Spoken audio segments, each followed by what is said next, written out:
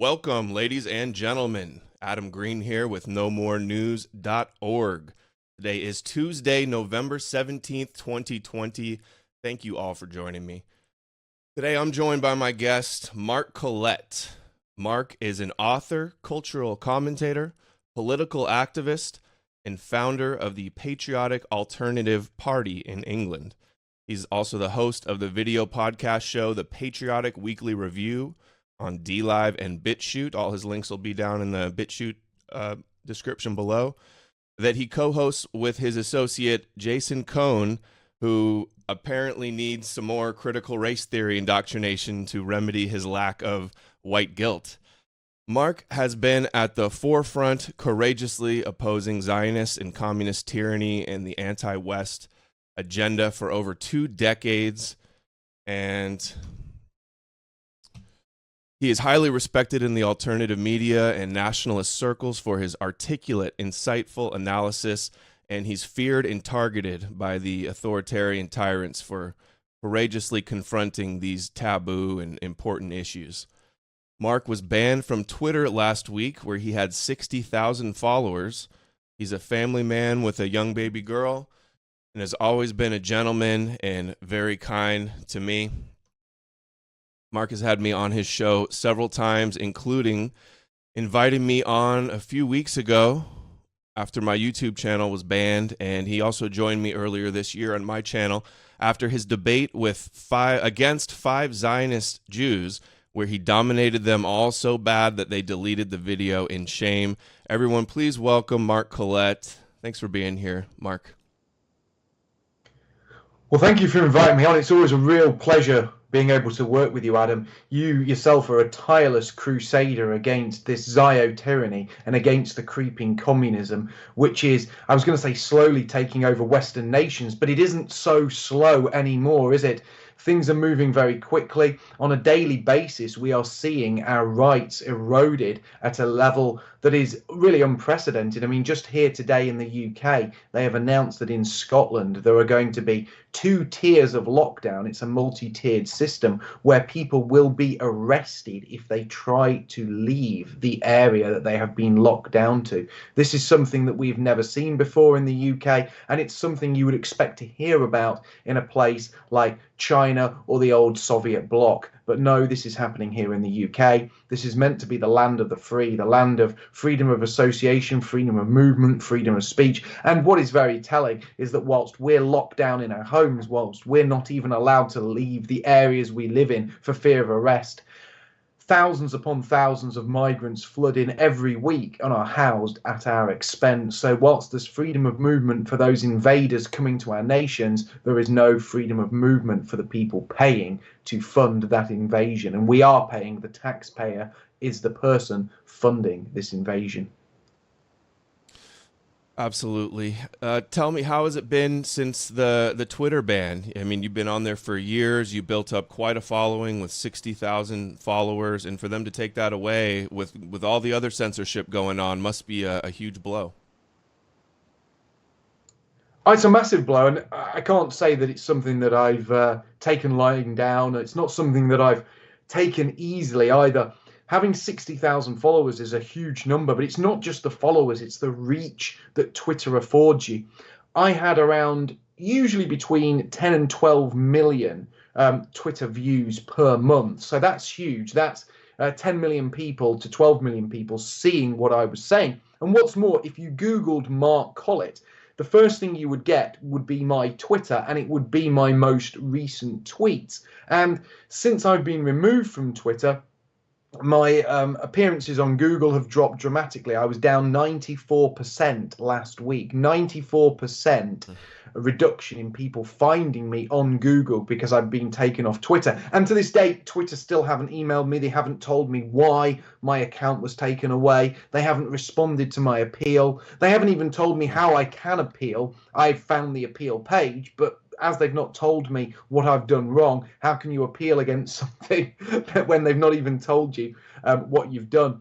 It's absolutely absurd. It's absolutely obscene, and it's denied. And this isn't just about me. This is about the 60,000 plus people following me. This is about the millions of people who are watching my Twitter page, who are enjoying seeing my tweets every day.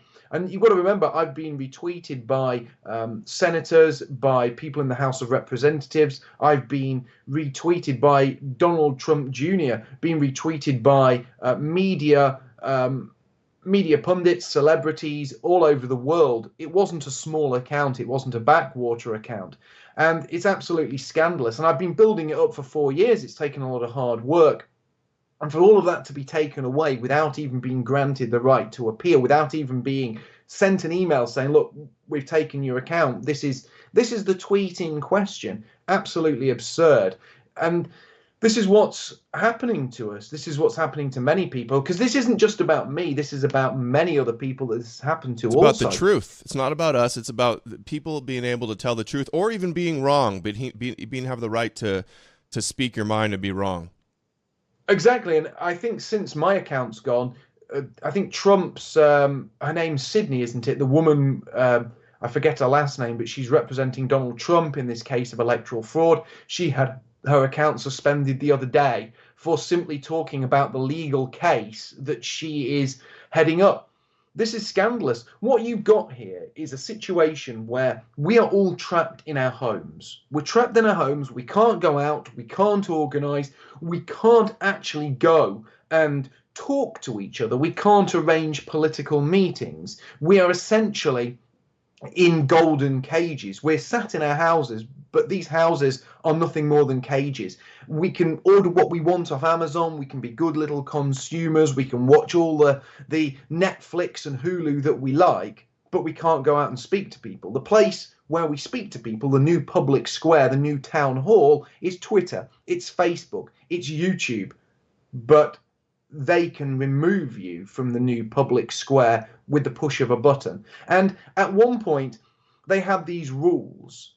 And these rules were meant to keep things safe. They were meant to stop people harassing other people. They were meant to stop people sending death threats. And I'm against the use of violence. I'm against people sending people death threats. Sure, if you're sending tweets to people, threatening them, telling them that you're going to kill them, telling them that you're going to come to their house and you're going to commit violence against them and their family, sure, there's a case then, a very powerful case for them to have their Twitter removed. But if you look at my Twitter feed, well, you can't look at my Twitter feed, but if you looked at my Twitter feed when it was still there, never once did I call for violence. Never once did I call for any form of illegal activity.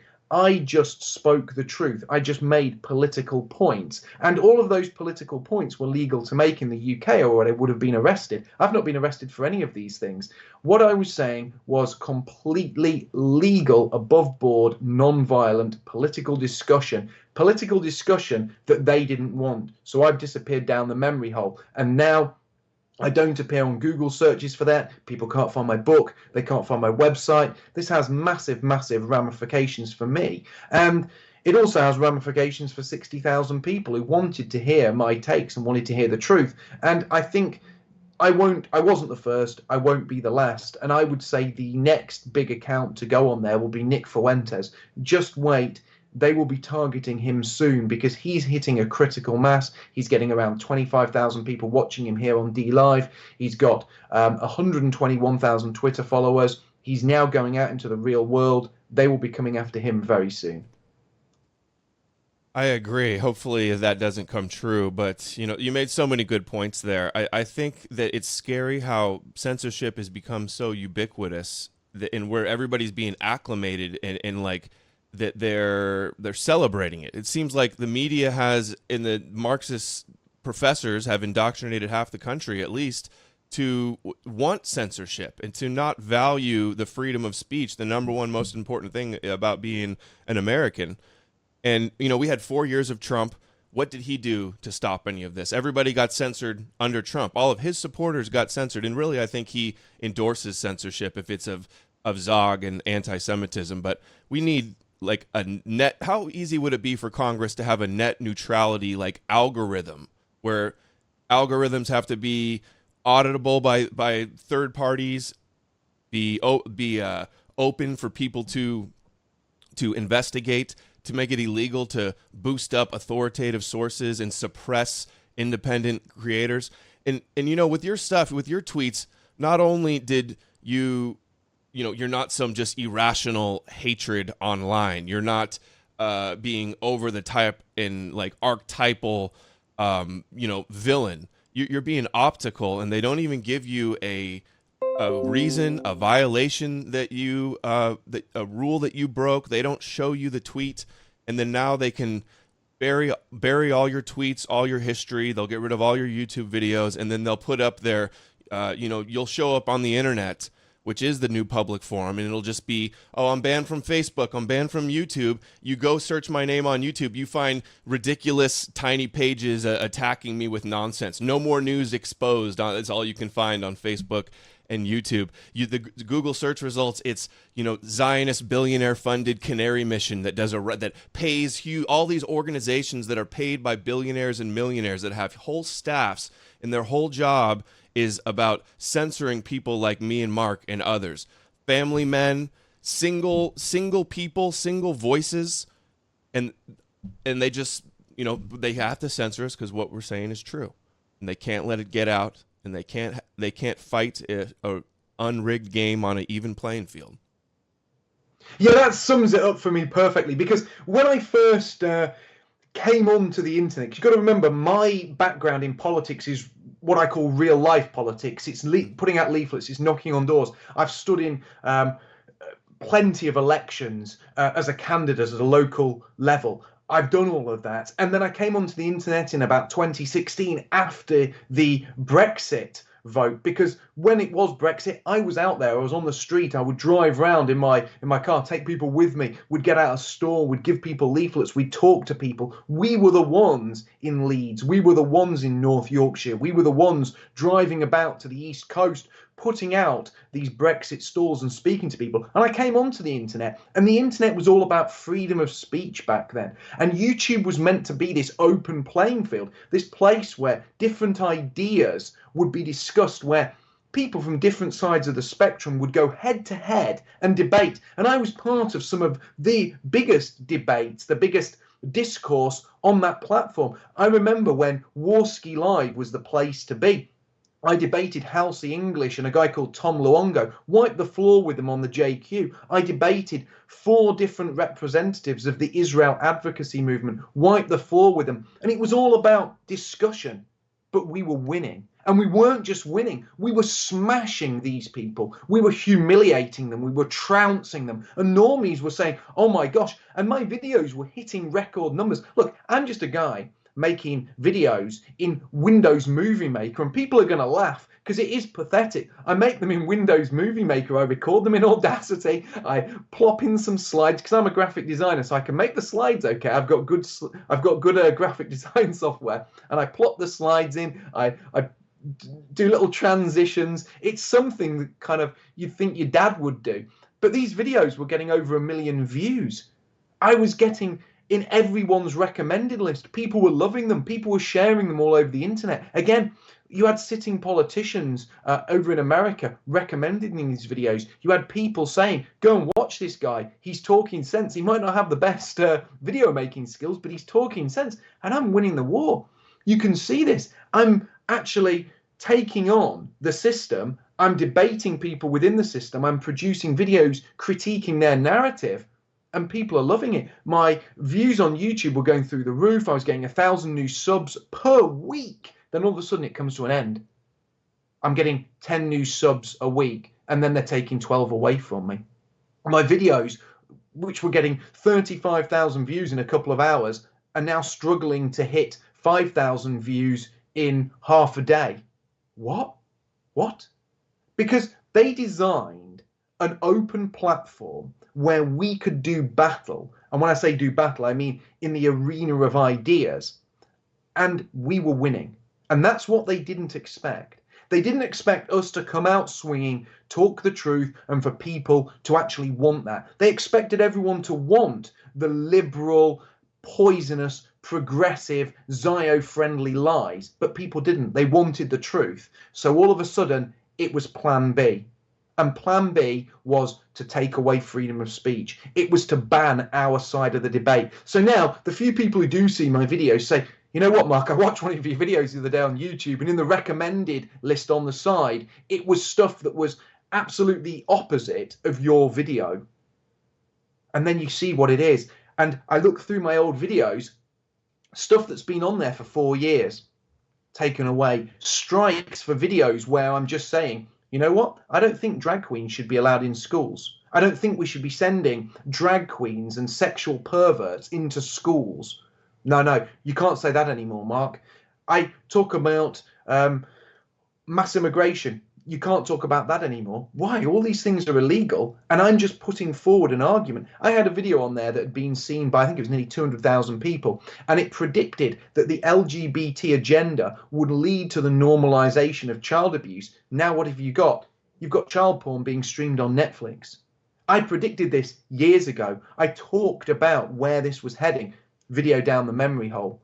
And again, this doesn't just impact me, but it impacts the millions of people who are enjoying my videos. It impacts the nearly 100,000 people who had subscribed to me. And when you go onto your subscriber list and you see people being struck off, what's happening to them? Well, now it's not just channels going down the pan. I know yours has disappeared, absolutely scandalous, but I have people write to me every day and say, Mark, I've never made a YouTube video. All I've ever done is comment and like videos, and I've got an email today saying my account's been suspended. And I said, well, what did you say? Well, I just wrote on people's videos that I agreed with them. I just shared people's videos. I just liked videos like yours, and my account's been suspended. So it's not just about getting rid of voices on YouTube now. It's about getting rid of anybody that likes voices like ours. This is scandalous. This is a complete manipulation of the new public space of the town square. This is a complete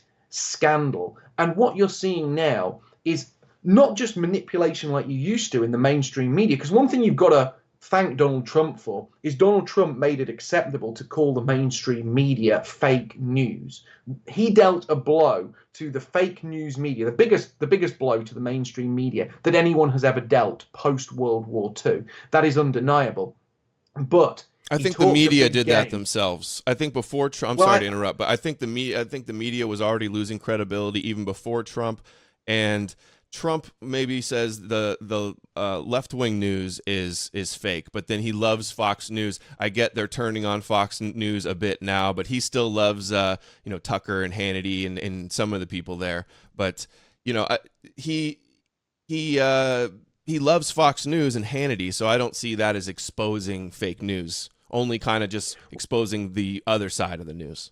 Well, he's made people very, very distrustful of the mainstream media, and that's a good thing. But one thing he's done, which is a negative, is he spent too much time talking about what he was going to do, about the scandal of social media censorship, and he never acted. He had 4 years to act, and he's walked himself into a corner now where, okay, Mark Collett may have gone off Twitter, and that's not front page news. But when you've got the President of the United States having his tweets and his Facebook posts censored, that tells you how powerful these people are. These people in social media, these big tech giants, they are more powerful now than the President of the United States. The power is not in the hands of the people. The power is now in the hands of a tiny number of people, this monopoly or oligarchy, and it's all Zio-friendly, it's all progressive, it's all liberal, it's all anti-white, and this tiny number of people, they have all the power, they control your speech, and where are you? You're trapped in your house. You can't say anything, you can't leave your home, you can't talk to your friends, you can't comment on a YouTube video. I found out today, one of my friends who regularly streams, he had a comment removed from a live chat today, and somebody said to him, he complains, says, why are you removing my comments? We're not. Apparently YouTube is now instigating people sitting there who literally moderate your stream on your behalf. So if the chat in your stream is not to their liking, they'll take comments out. They'll delete comments on your behalf. This is a complete and utter scandal. So what do? We come to places like DLive, we come to places like BitChute, we go to Gab, we go to Telegram. So what do? We've set up our own platforms. They hide our platforms. They try to take those platforms down. And what you have with social media is something that was meant to be a place where ideas were freely discussed. And now it's actually as bad, if not worse, as the old mainstream media. And the group that I see that has the most impact on free speech in America is the ADL. They're working and putting pressure on all of these Silicon Valley social media monopolies, basically. And their whole job is just to shut up censors of Israel and of Jewish power in America. You've been banned from banking. I was banned from PayPal last year, and it came out, there was leaked slides. PayPal works with their extended partner, the ADL, and the guidelines for who they ban on PayPal, it says anti-immigration. You get banned if you're just anti-immigration. So you're anti-open borders, multicultural religion, diversity shoved on every European country, and you're banned from Twitter. It also said not white supremacy, not white nationalism, but white advocacy. So a Jewish advocacy group, the ADL, is working with PayPal, a monopoly, basically payment processor on the internet, the biggest one, to stop European advocacy. And they're able to get away with it without any challenge, basically, in the establishment. Well, they've done the same to me with PayPal, and the PayPal ban for me was something that came out of the blue because, as you will know, as people who watch my channel know, I never used PayPal to do politics, and that's the crazy thing. I was using PayPal to do eBay because I collect old computer games. People know about this. I loved your intro, by the way. Legend of Zelda, Ken's theme from Street Fighter 2, Super Nintendo classics. I loved these games. I grew up with those things. I collect them. It's my passion. It's something that I do to keep me sane. You have to have downtime. I spend huge amounts of my life involved in politics, talking about politics, discussing politics. You need downtime. I collect old games. I'm on eBay. I do that. It's my pastime. PayPal banned me from doing that. They banned me from buying and selling old games. Why? Because they're spiteful. They despise me. They want to break my spirit. There wasn't links to my PayPal on thefallofwesternman.com. There wasn't links to my PayPal on YouTube or my Twitter or my Facebook. I wasn't publicly associating myself with PayPal as a platform. And the reason I didn't do that is because I knew that if I did, I would be banned. And they'd say, look, we don't mind you having a private PayPal account, Mark, but you can't use it for political reasons. That, again, scandalous. But I kept it out of the public domain because it was attached to my pastime. But they're so spiteful, they're so hate-filled, they don't even want me collecting old games on eBay because that upsets them. It upsets them that might make me happy. It upsets them that I might sit in my games room with a smile on my face because they don't just want to defeat my politics, they want to defeat me. They want to break me. They want to break my spirit. They want to make sure I never smile again. They want to make my life a living hell because these people are the most hate-filled people on the planet, and any little bit of happiness you have, they will try to seize that from you. They will try to steal it from you. They will try to break anything you have. And it's a very dangerous precedent to set because now they're doing it with my bank account. They closed my business bank account about a month ago. They've done the same to Laura Towler. They will do anything to break your spirit. And this is a very dangerous road that we're going down because soon it's not just going to be banking. It's not just going to be PayPal. It'll be your phone bill. I'm just waiting for the people who provide my phone services, my broadband services, to write to me and say, I'm sorry, Mr. Collett, but we believe that you are using your broadband services. You're using your phone to discuss things that we don't like you discussing. We can't be having that anymore, Mr. Collett, so you can't have broadband. We can't have you making phone calls where you discuss things that we don't like, so we're taking away your phone services. How long before they do that with your gas and electric? Mr. Collett, I'm sure you use your computer at home to produce leaflets and to discuss things and send messages that we don't like. Well, we provide the electricity that runs that computer, so we're withdrawing your electrical services. And sooner or later, people like myself, people like you, people like Laura Towler are reduced to some peasant underclass writing notes by candlelight.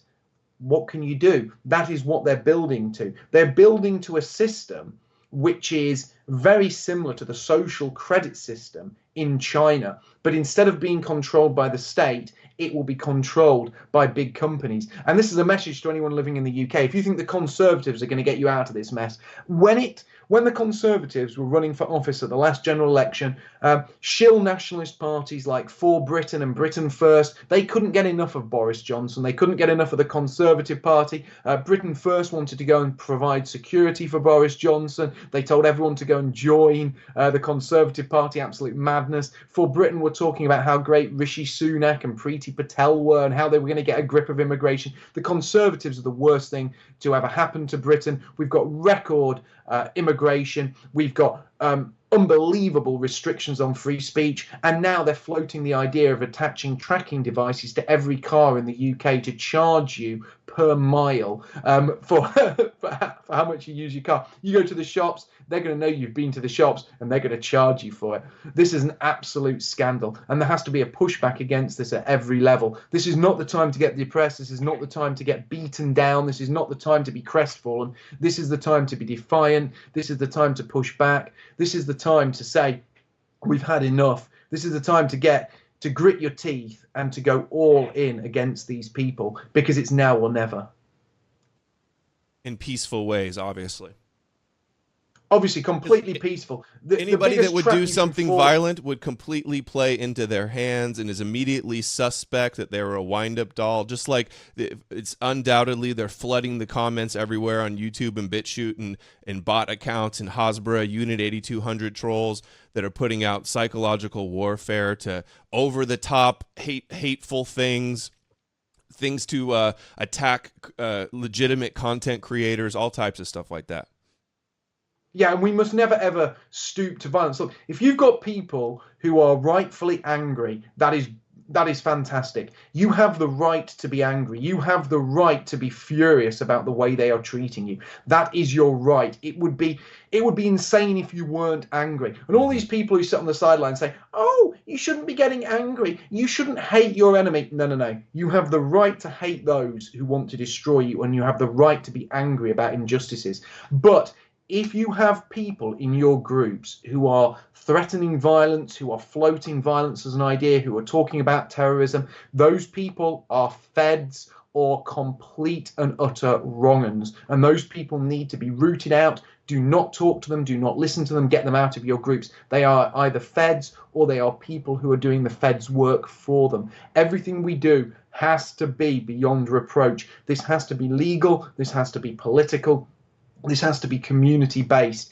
If we go down a dark route, we are basically walking into a trap that our enemies have laid out for us. They are doing these things to provoke us, and they want us to overreact. One thing I always love about working with Adam is not only is he an amazing guy, not only is he full of positivity, not only does he have some of the best takes out there, his channel was full of truth, full of red pills, but he always walks the correct road. He never tells people who follow him, people who look up to him, to do stupid things. That is why I'm always so proud to work with this man. That's why when he was deplatformed, I got him straight on my channel. I got him on my show, because he deserves to be listened to, not just for the truth, but for the fact that he always tells people to do the right thing.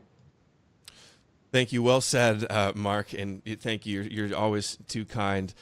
Yeah, you like the Ken theme in the intro lobby streaming soon video at the beginning here. That was inspired by my appearance on your show a couple weeks ago. You asked me a video game question.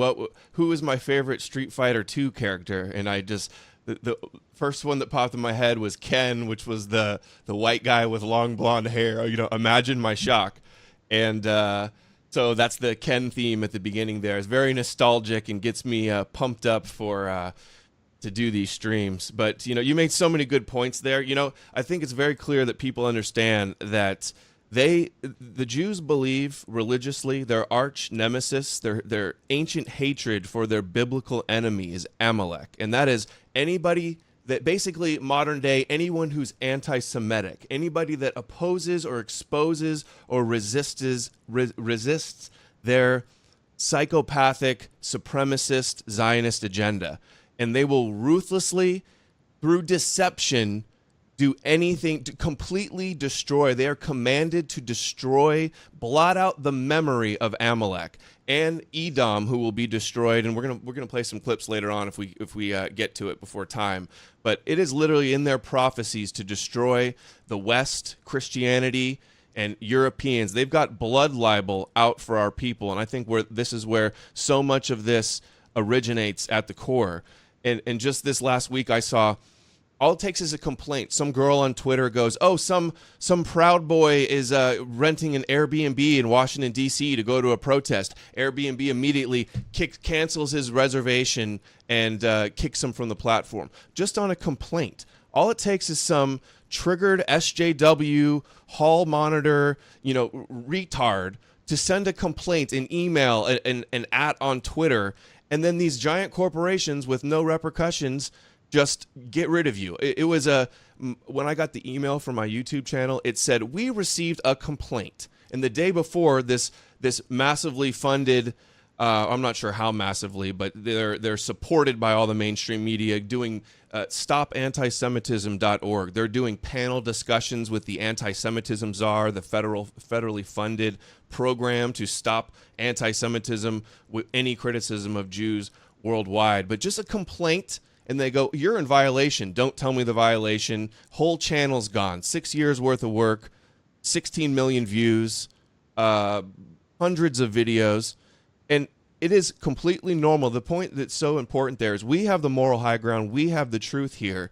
And that's why we don't have to resort to name calling or edgelord Fed-like behavior, which is completely plays into their hands and is counterproductive. And it's just not the honorable thing to do. It's we're the ones that need to have integrity and expose their supremacist insanity.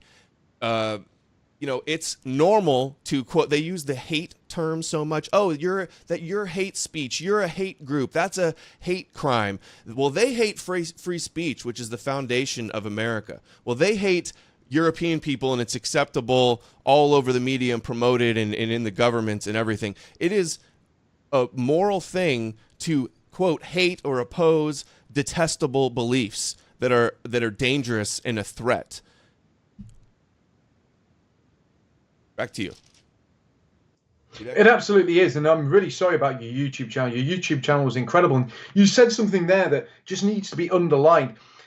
You spent 6 years building up that channel. That's 6 years of long, hard work, and in a very real sense, you had a partnership with YouTube whilst you were doing that, in the same way that I had a partnership with Twitter. And those people can change the terms, they can change the conditions, they can change all of the rules that you initially signed up to, really without you having any consent. You just have to agree to them or you stop using the platform. Imagine that. That wouldn't fly in any other sense, would it? If you and I had an agreement that you were to pay me £20 a month for me to carry out a small service for you to come around and clean your windows. If one day I came around and said, quite simply, you now have to pay me £100 a month, or you will never be able to ever have your windows cleaned again, because that's the key thing. These people are monopolies. That would be absolutely scandalous. It would be ridiculous, and it would be able to be challenged in a court of law, because people can't just do that. It'd be extortion.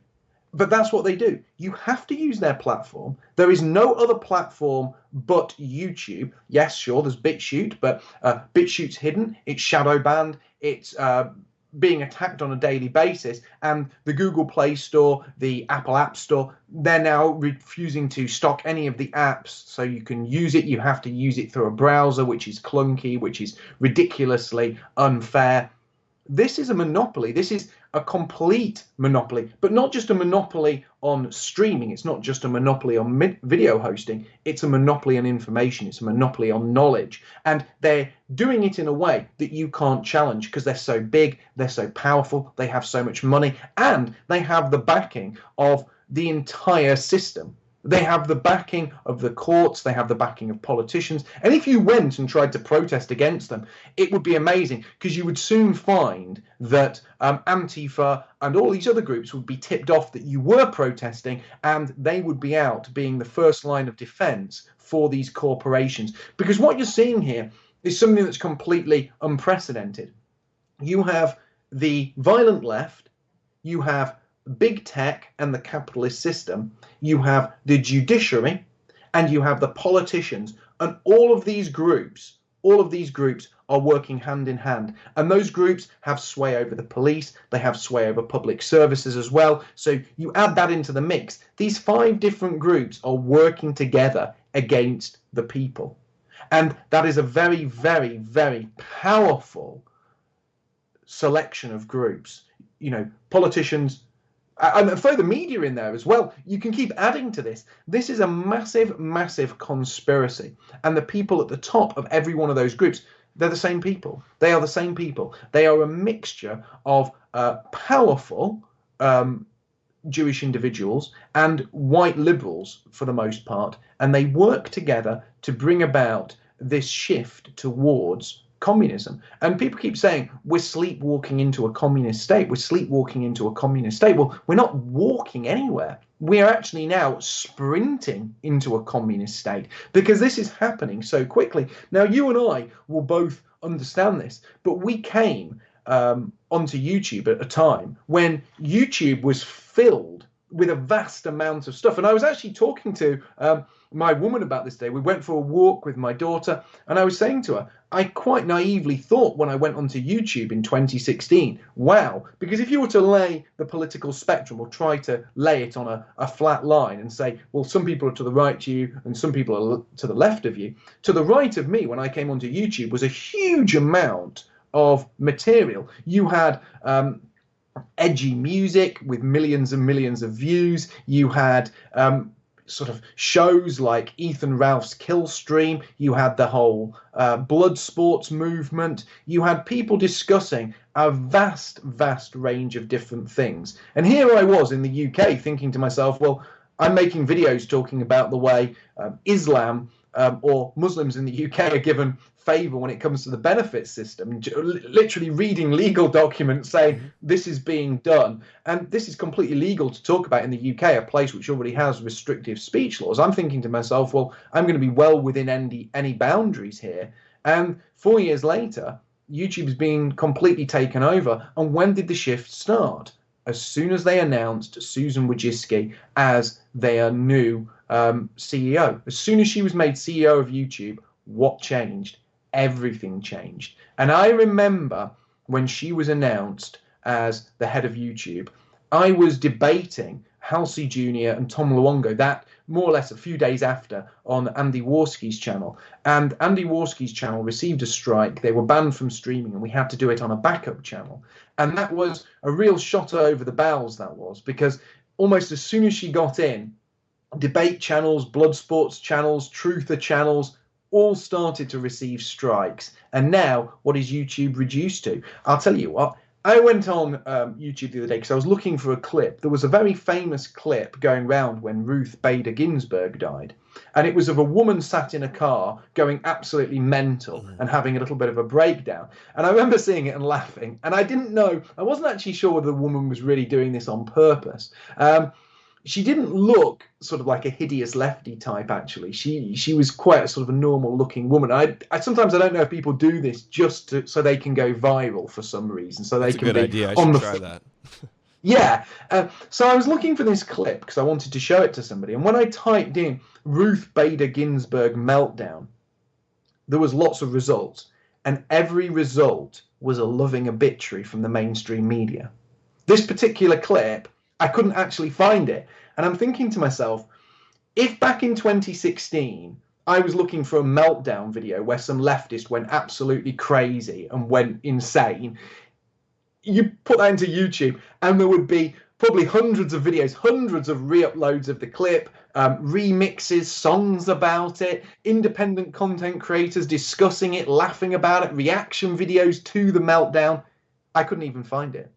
I couldn't even find it. And at that point, you realize this platform has changed beyond recognition. It was built by people like me, like you, independent content creators who talked about a range of things: political, social, movie reviews, reviews of computer games. We built that platform. and the platform has now been handed to the mainstream media. It has been handed to the same people that people were going to YouTube to get away from, and everything now is carefully curated, everything is carefully handpicked, and all of that independent news has disappeared. This is a massive, massive injustice. The very people who built that platform have now been sidelined, and the only independent content creators left there who get decent views are people who are so in with the system in one way or another, doing crappy makeup tutorials. There's that openly homosexual male that Susan Wojcicki went to his house. He does makeup tutorials. He's absolutely nauseating. He gets great views. You've got the Jewish couple who do what's it called? HHH Productions, H3 Productions. Is that it? Ethan Klein. The trans stuff for young kids, right?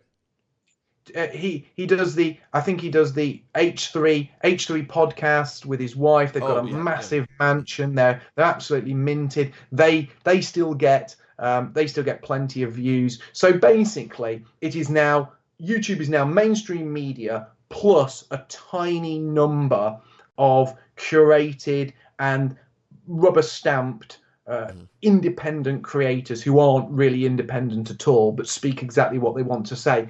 All the independent news, it has absolutely disappeared down the memory hole. And you might as well look for a clip of a meltdown on the CNN website, because that's essentially what YouTube has become. It's a cartel of monopolies and duopolies, and they're all connected to the ADL. Many of them have R&D centers over in Tel Aviv. And this censorship, and I will get off it. I know people are probably being desensitized and tired of hearing about all the censorship, but it is the magnitude and the implications. Like, the way everything is escalating and intensifying so fast. Like, if you just look at history, it is not unreasonable to suggest that the way that these Bolsheviks and Zionists are taking us, there could be re-education camps, gulags, firing squads. Like, censorship leads to genocide.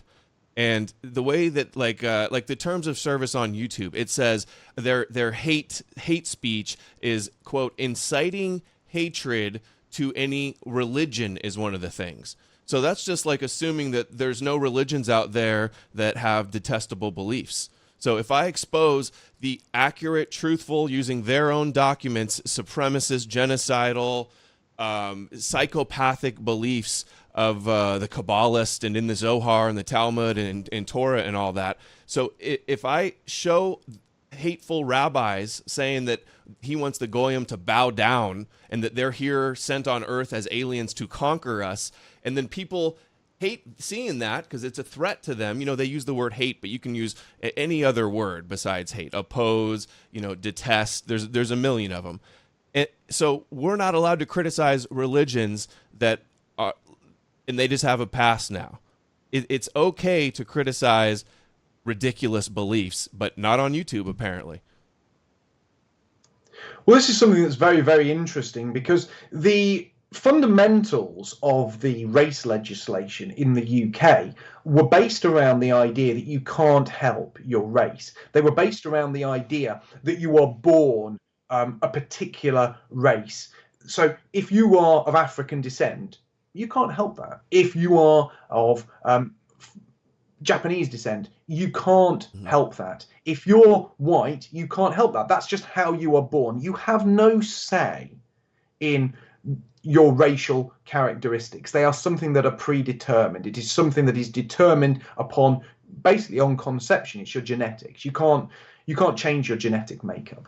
However, religion was something that was seen as being different to that. Religion was something that was seen as separate, because religion is a philosophy. It's an ideology.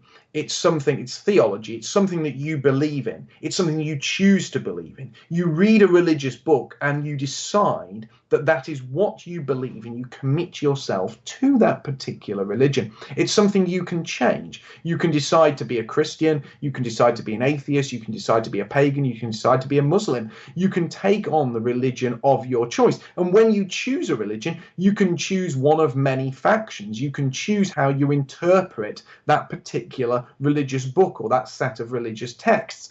And because of that, we used to have blasphemy laws here in the UK. It was illegal to blaspheme. It was illegal to speak against Christ, to speak against God, to blaspheme against the Christian faith. And that's when we had the Church of England. However, that was repealed. Blasphemy laws were repealed here in the UK. Now they are bringing blasphemy laws back. But you will be able to blaspheme against Christ. You will be able to say disgustingly offensive things about Christ. You will be able to say whatever you want to Christians. You'll be able to cause as much offense as possible against Christians, as you have been able to do for many years now. However, the new blasphemy laws will prevent you saying anything that offends anybody of what is known as a religious minority, which is a bizarre thing to call them, because in certain areas you now have Muslim majorities. You now have certain enclaves where the population is almost 100% Islamic. But you will not be able to offend these people. You will not be able to criticize their holy book. You will not be able to criticize people for holding opinions. And that was something which,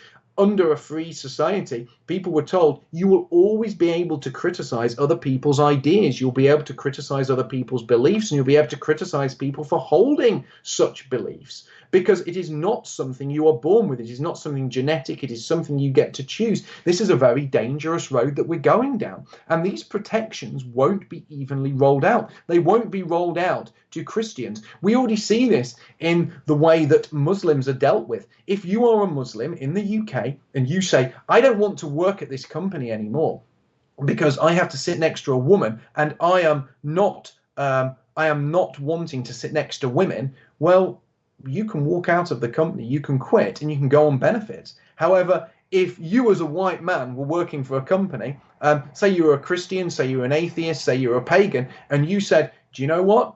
I don't like working for this company because of reason X, whatever that may be, and you walk out of the company, you don't get to go on benefits.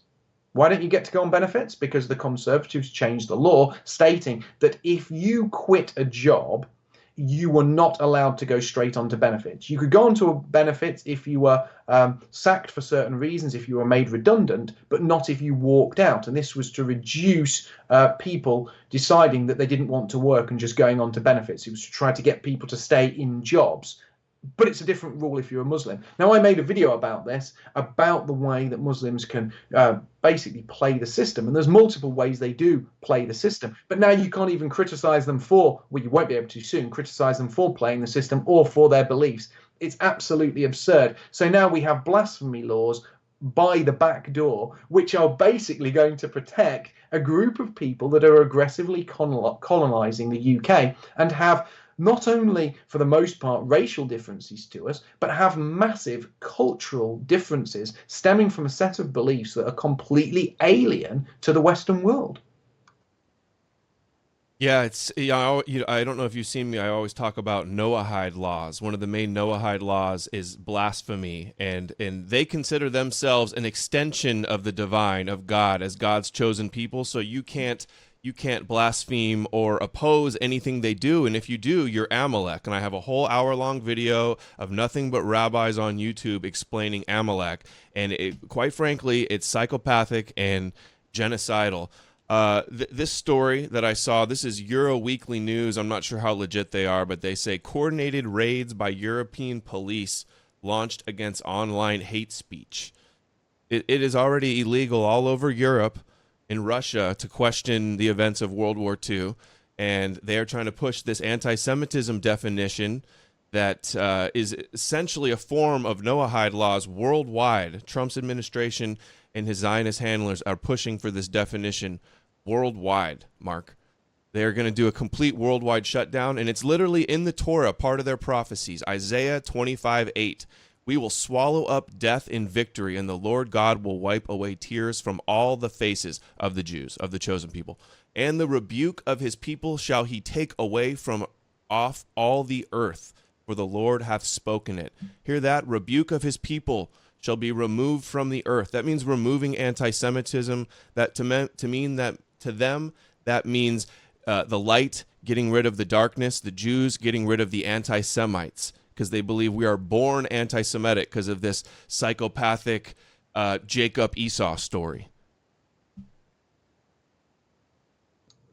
That is something that you are very, very knowledgeable on. I got to admit, I'm not as knowledgeable on these issues as you are, and that's one of the things I love about your videos. I always feel like I get an education for free when I visit when I visit any of your channels. Your BitChute channel, especially, you recommended it. You talked to me about one of the videos you produced a while back. I actually forget the name of it. We talked about it quite extensively, and it was such an incredible video. It's just back-to-back rabbis, and it's just the stuff they're coming out with is absolutely crazy. I've got to say, please do go and support Adam's channel. Go and watch these incredible videos, because they are an education. And I don't think anyone really the world over has the level of information that Adam does, and puts videos together in such a compelling way. These videos are must watches, and if you have friends, or if you have relatives, you have people that you speak to who are sort of skeptical about the kind of things that Adam talks about, please send them his videos. They are absolute must watch pieces of information. And that particular video where the rabbis are just basically talking such anti-white hatred, that should be seen by everyone. And one thing that I've got to say is, here in the UK there is a lot of talk of Islam, and something that always disappoints me is you have people like Tommy Robinson, you have people like the For Britain movement, you have people like Britain First. All of these are very kosher nationalist groups, and they're constantly exposing what is said in the Quran. They're constantly exposing what is said by these so-called Islamic hate preachers. They're constantly talking about the dark side of Islam, the treatment of animals, the treatment of children, the treatment of women, the oppression, the violence that is leveled to non-believers. And all these things are very important, and I do applaud these groups for talking about those things. But what I have to say is, these groups that I've mentioned, they are very quiet when these things go on within the Jewish community. When these things go on and they are perpetrated by Jews, none of these groups want to talk about them. And I once spoke quite candidly about certain practices that go on in the ultra-Orthodox Jewish community, circumcision being one of them, and the way that the circumcision is carried out. And I was actually attacked. I was actually attacked by the Tommy Robinson movement. They made a video about me called How to Burn a Nazi, and they criticized me for talking about what goes on within the ultra-Orthodox community. But I'm going to go on record and say this now. If the Islamic community were carrying out circumcisions and imams were sucking the blood from the tip of Muslim babies' penises after they had been circumcised, Tommy Robinson, Britain First, For Britain, all of these people would be outside mosques. They would be campaigning. They would be writing to their MPs. They would be making videos about it. They would be wanting to march in the streets. They would be going to Speaker's Corner. They would be showing live footage of this at huge rallies. But because it's the Jewish community, the ultra-Orthodox Jewish community that carries out things like that, they don't want to talk about it. And they call me a bigot and a hater for talking about it. But we have to be clear here. If we are going to criticize one group for their actions, if we are going to criticize Islam or Muslims for things that they do, we have to be very honest and unhypocritical in our criticism of everyone else. If other groups are doing the same or worse, we have to expose that. And I can tell you now that if your video of rabbis speaking such anti-white hatred had in fact been a collection of imams saying the same thing in mosques, People like Tommy Robinson, people like Paul Golding, people like Anne-Marie Waters would have been sharing that video. They would have been playing it everywhere. They would have been shouting it from the rooftops. But because it was rabbis speaking those hate-filled words, well, they were probably flagging your channel. They were probably calling for you to be deplatformed. And that's when you know that you're dealing with anti-free speech groups that are really masquerading as nationalists. They're not really nationalists. They're not really patriots, because they don't care if white people are hated as long as the right people hate white people. They only care if there is anti-white hatred, if that anti-white hatred comes from Muslims. And as I said, I completely agree with exposing radical Muslims for saying terrible things, but we must expose all anti-white hatred wherever it comes from. And the fact is, there are leading rabbis, there are leading Jewish groups, there are Jewish organizations that that spread this hatred, and very, very few people have the guts to talk about it. And you are one of the people who is brave enough to take this on. Another two people I have to say are Patrick Slattery, Dr. David Duke. They are equally tireless in their expose of this anti-white hatred that comes from Jewish groups, and they face exactly the same kind of censorship you do. You are one of the bravest people on the alternative, within the alternative media, and what you do has no doubt placed a huge price on your head, and you're feeling that now because of the censorship leveled against you. You're an extremely brave man.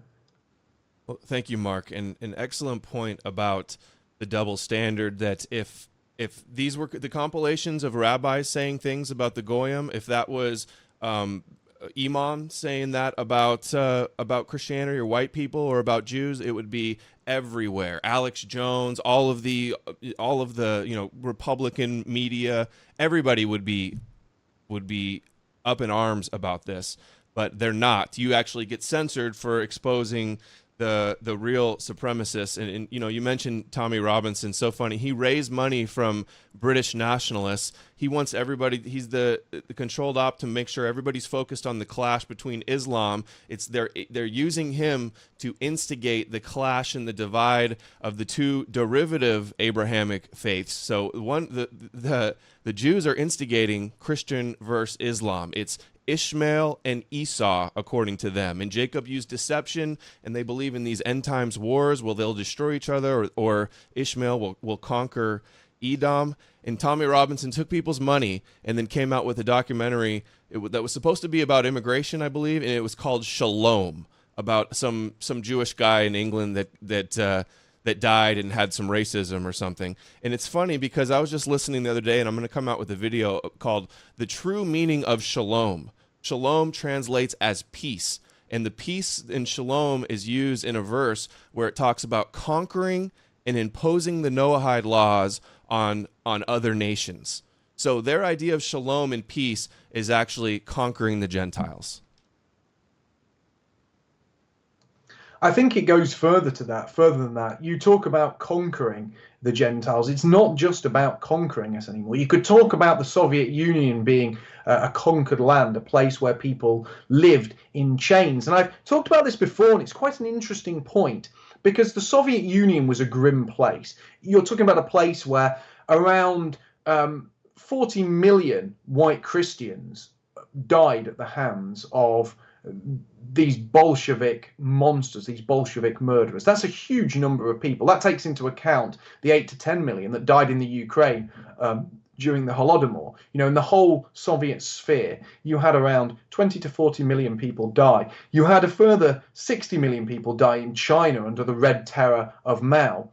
These are vast, vast numbers of people. These eclipse any numbers that have ever been even floated when discussing, the Holocaust. These numbers are absolutely massive, and they're not taught about in schools.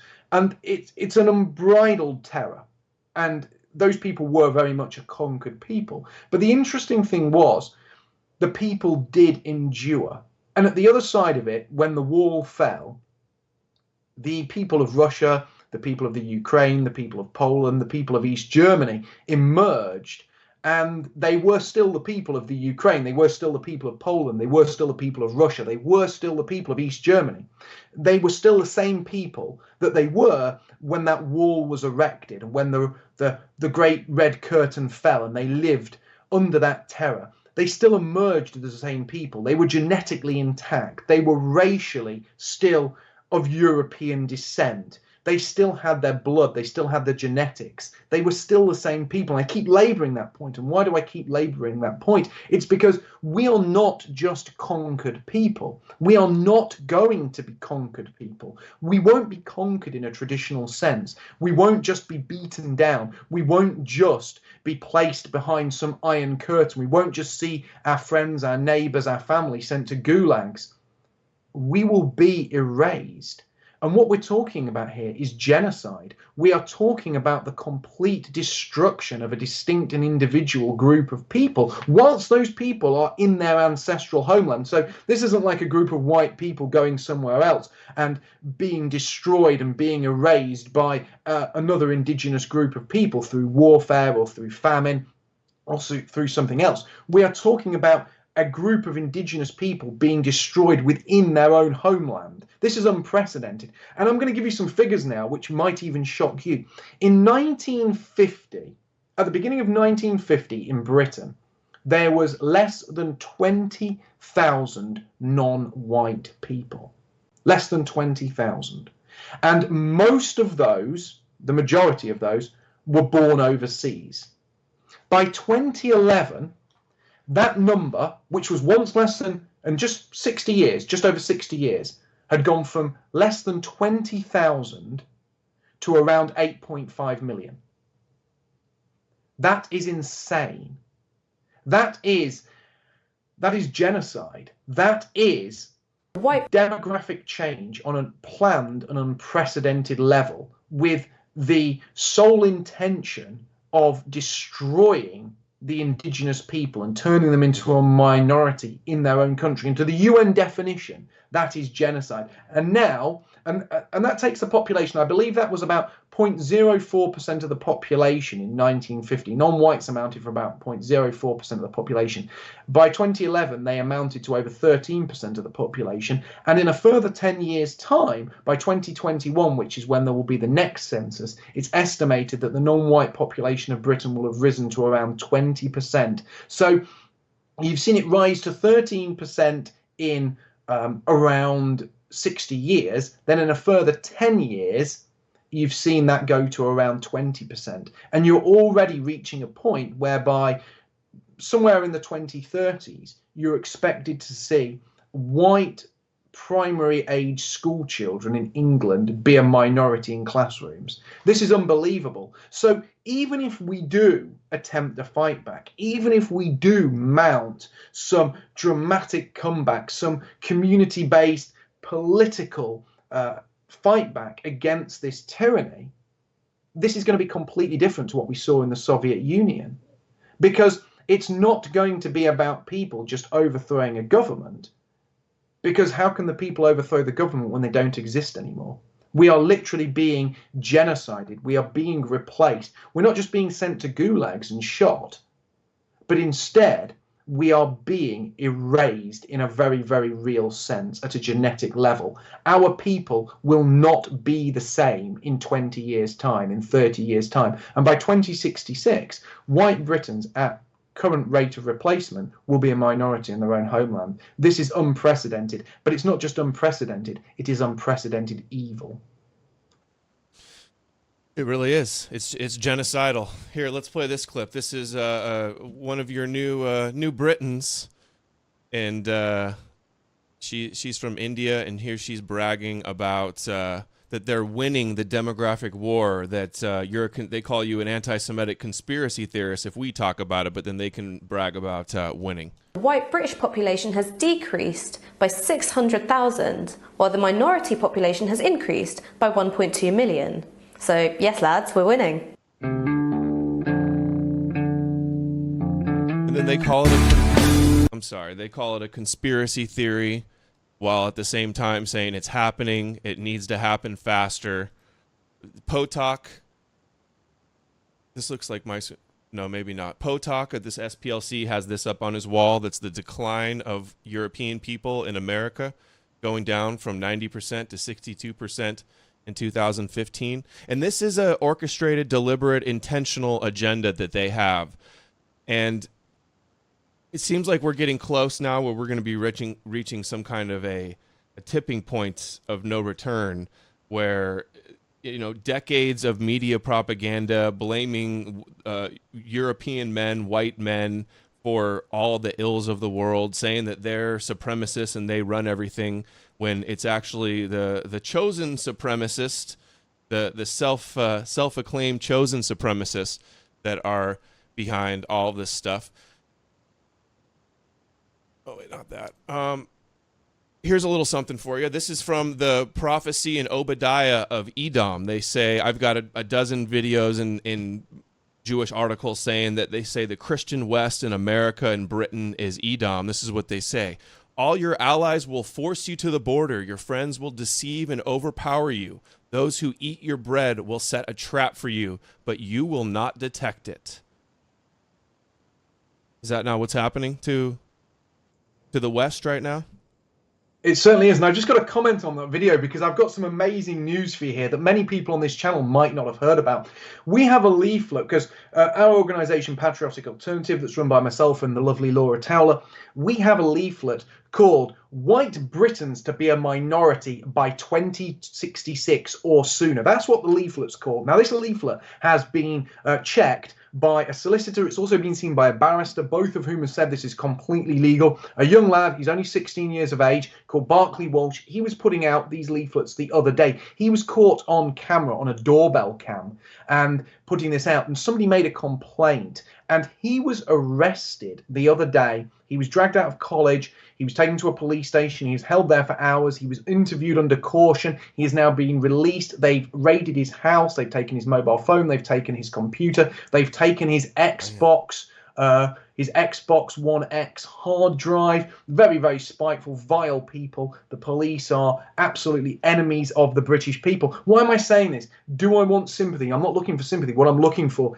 is to put this into perspective. There you had Ash Sarkar. She said exactly the same thing. She has gone on record saying white people are going to be a minority, and she's gloating about it. She's saying this is fantastic. She's saying that they're winning. She is blatantly saying white people, white Britons, they will be a minority in their own homeland. This is a good thing. Well, she thinks it's a good thing. She thinks it's wonderful. She wants to gloat about it. Has she been arrested? No, she hasn't. We say exactly the same thing on a leaflet. We get arrested. We get members of parliament going to the newspapers about it. We get the newspapers calling us disgusting, calling us hate-filled. So what you've got here is not an issue where you can't talk about white replacement. You can absolutely talk about white replacement. Talking about white replacement is absolutely legal. You can do it. But when you do it, you have to celebrate it. It is legal in Britain for anybody to say white people are being replaced, but then if you smile and say that's a good thing, that's perfect. However, on the other hand, if you say white Britons are being replaced, but I think that's a terrible thing and I want to push back against it, and white British people should come together and oppose that replacement, that's illegal.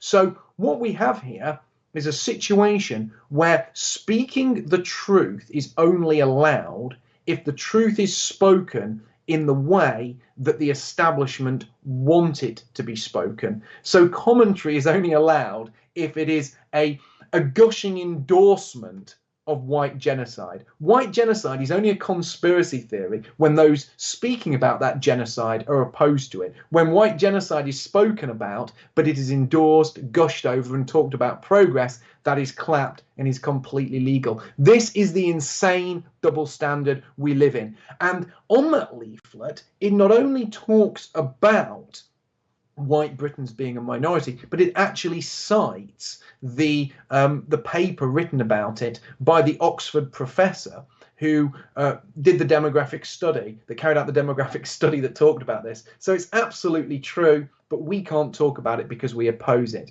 And that is when you know that this isn't something that is just accidental.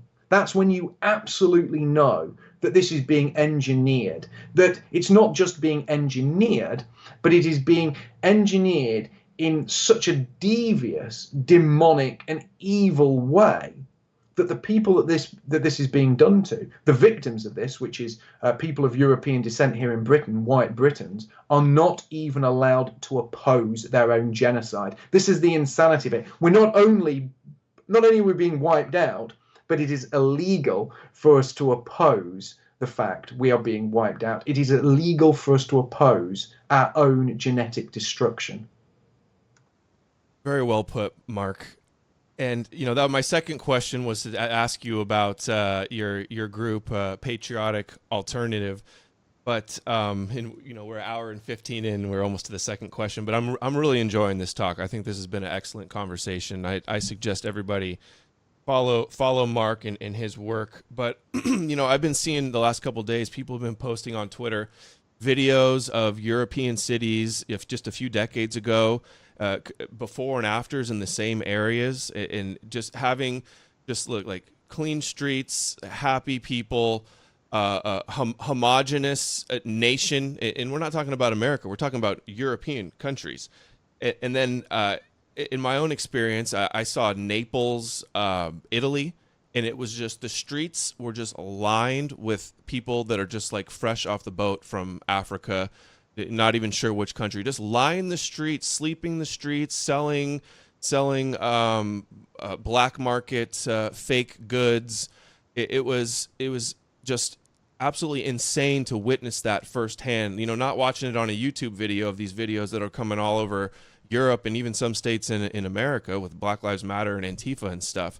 It is just so dangerous, and it's very clear to emphasize that it's not supremacist and it's not hate to not want to have your culture and your nations dehumanized and erased by an engineered, I like the word you use, it's an engineered Jewish plot. There's religious basis for this. There's Frankfurt School secular basis and evidence of this, and it's pure evil. And the Jews think that we're satanic, that we have a satanic guardian angel, that we come from the serpent seed, and that we have evil, darkness, impure goyim. They think that they're chosen by God, and to just oppose that and resist their Zionist agenda to have Esau serve Jacob to enslave or conquer the Gentiles, and it makes us anti-Semitic and the bad guys. Like, how are we? It feels like I'm living in a dystopian Twilight Zone world where a psychopathic religious cult has taken over the planet. Well, we are living in dark times, and that was an excellent summation of what we're living in. Because for some people listening to this, if it's people's first time listening to what we're talking about, they would think this is the plot of some bizarre Hollywood film. They would think this is like Invasion of the Body Snatchers or They Live, and people amongst us are trying to get rid of us, but they actually are. And the facts that I've given tonight absolutely support this, because this is an unprecedented movement of people. This is an unprecedented demographic change, which has happened in a tiny period of time when you actually look at the demographic changes across the West. You have a group of people that have existed on these islands and have changed genetically very little since the Ice Age. And all of a sudden, in 60 years, those thousands and thousands of years are being completely undone and changed. It's absolutely insane. But that's why Patriotic Alternative exists. That's why the organization Patriotic Alternative exists. It exists to push back against this, and it exists to be a different sort of nationalist group. It's not a nationalist group which tries to play by the rules laid out for us by our enemies. It's a nationalist group that is smart, it is well presented, it is fronted by people who are eloquent, who can talk, who want to make political and community change and are committed to do so, not by trying to sell snake oil, not by trying to grift off the back of justified fears about Islam, but who are willing to speak the truth about demographics, about immigration, about Islam, but also about the people who have planned this demographic change. And we're also not afraid to talk about the role that certain Jews have played in this demographic change, because I believe that the only way to combat what we are facing is to be absolutely truthful about it. And if we are bound by white guilt, if we are bound by the narrative that is laid out for us by our enemies, we can only lose. Because that narrative has been carefully woven since the end of World War II. And those who seek to perpetuate that narrative will only end up being defeated by those who wish to see nationalism fail and to see the West fall. Ultimately, if we go along with the anti-white narrative, if we go along with the narrative that ultimately Britain has always been multicultural, it has always been multiracial, that white people collectivizing is inherently evil, we will lose. We have to throw off these shackles. We have to throw off the mental chains placed upon us and say, look, we're proud of who we are. It is not a crime to stand up for the rights and the well-being of white people. We have to be honest about these things, and we have to be unashamed in the fact that we stand for the well-being of those of European descent. Because as soon as we start to buy into those narratives that ultimately we stand for a multicultural society or a multiracial society, and diversity truly built Britain. As soon as we buy into those lies, as soon as we rubber stamp those lies, we've already lost, because those are the lies that are essentially driving the narrative that replaces us. You know, if it was just like natural integration with like living on, you know, with planes in a more global world, it would be one thing. You know, like two countries next to each other, there's a border city, and it's kind of mixed. You know, if this happened all naturally, that'd be one thing. But this is a deliberate, engineered agenda that they're trying to do, primarily in European countries. And you know what? It's a different situation in the United States than over in Europe and in England for you. I saw one of your speeches where you emphasized the point, and that was powerful to me, that, you know, I couldn't really resonate because America is somewhat different, but that this replacement in England is your own ancestors' native indigenous homeland. All these European countries, you know, they don't, they're all being targeted, as well as America. If you could elaborate a bit on that point. Well, this is a very important point, because one thing that gets said to Americans or thrown at Americans, and it's something that's relentlessly pushed down the throats of white Americans, is that America is not the land of Europeans. White Americans do not have an ancestral claim to that land. They don't have an ancestral claim to America. In fact, America is the land of the Native Americans, the indigenous people. We used to call them American Indians. They are the people who had a claim to that land, and they were dispossessed. They were moved off that land. They were put on reservations. That land was taken from them in a number of bloody conflicts. So ultimately, why should white Americans have any claim to America? Ultimately, if white Americans seek to claim America, then Native Americans should claim America. And if white Americans are claiming America, anyone that comes to American soil can claim America under that same logic. And I'm not sure if I follow that, because really America was one of what you could call the first engineered ethno-states, because white Christians went to America to create a white Christian state. That is true, but that's another issue that we could go into at length. But the fact is, that argument that is used for the indigenous people of America, the Native Americans, can be extended to the European people. The English, the Irish, the Scots, the Welsh, they are the indigenous people of the British Isles, and they have an ancestral claim to these islands. But isn't it amazing, when white people have an ancestral claim to a piece of land, the people in the media, the people in the establishment, the people in the judiciary, the people who write the history books start to erase that, and they start to say, well, actually, no, Europe was always multicultural. Native Americans have a claim to America. Australian Aborigines have a claim to Australia. People of African descent have a claim to Africa. That's why they call white South Africans white South Africans. It's a clear distinction that white South Africans aren't really South African. That's why they say it. They don't say they're white South Africans because they want white people to have some claim to South Africa. It's their way of saying, well, you're not really South African, mate. You're a white South African. They call people like Nelson Mandela was a South African. White people are white South Africans. It's an important distinction.